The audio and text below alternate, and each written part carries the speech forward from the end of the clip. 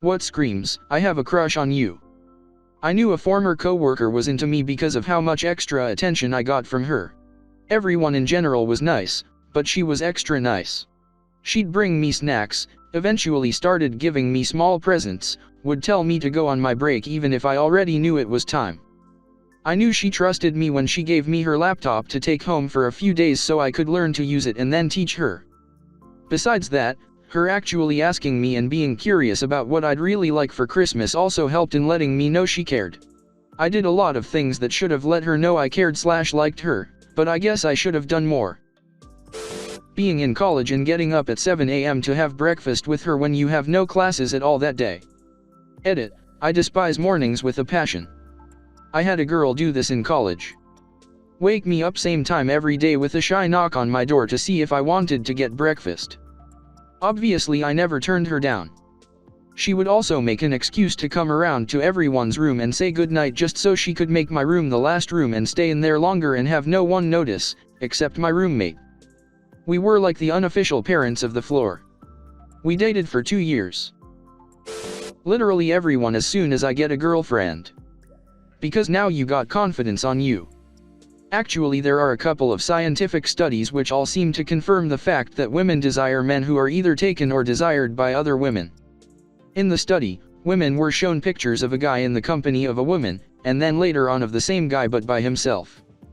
Women consistently gave higher attractiveness ratings to the picture of the guy with a woman, and lower attractiveness ratings to pictures of the same guy by himself. Also, the more attractive his female companion in the picture, the higher women rated him on attractiveness. I used to have a crush on a girl whom I nicknamed Girl.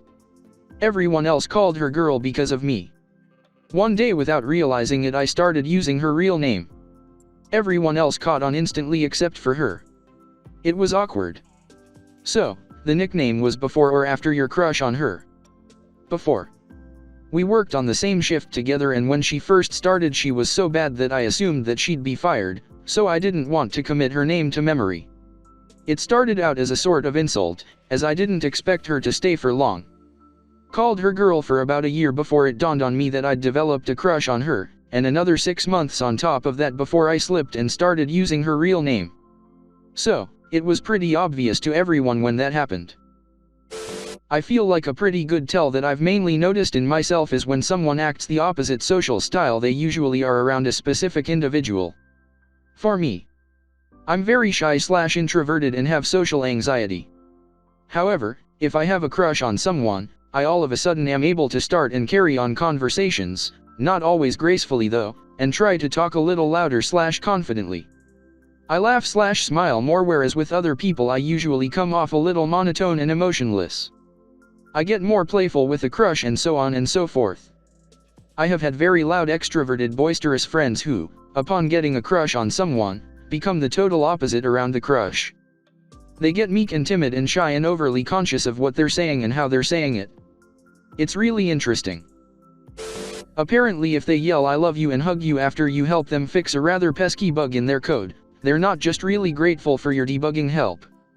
I can see that happening without any ulterior motives.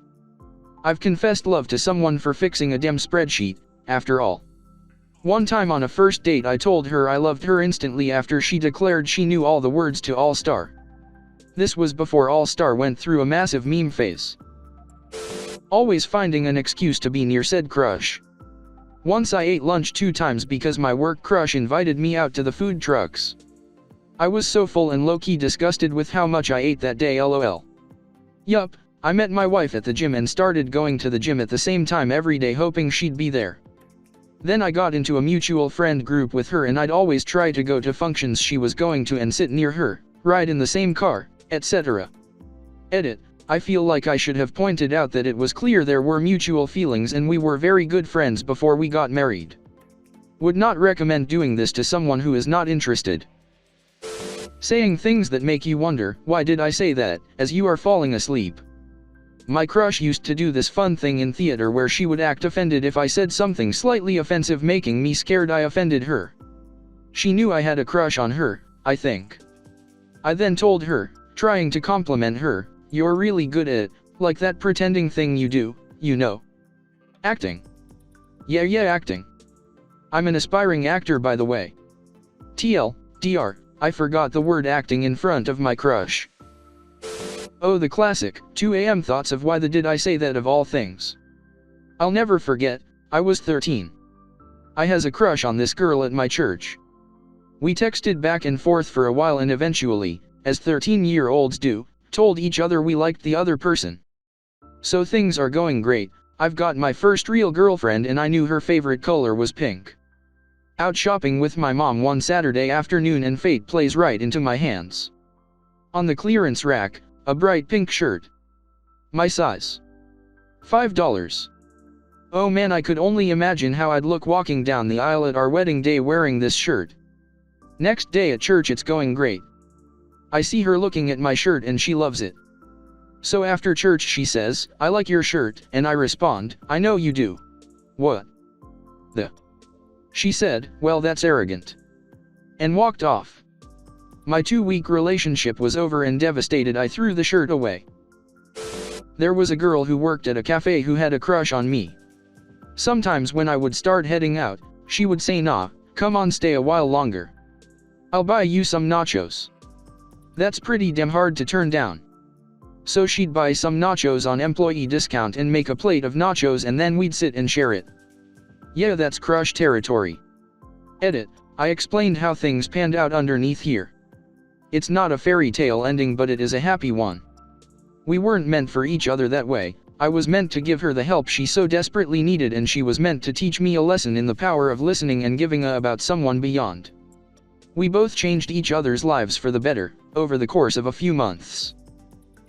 All of a sudden they start want to hang out with you more and subtly touch you more than before. Hand on knee, elbow jab, poking, etc. Comparing hand sizes is such an easy yet overlooked method of subtle touching, but it really only works once unless there's a staggering difference in size. You also tend to brag or talk more than you would have done before in an attempt to gain their attention and whatnot.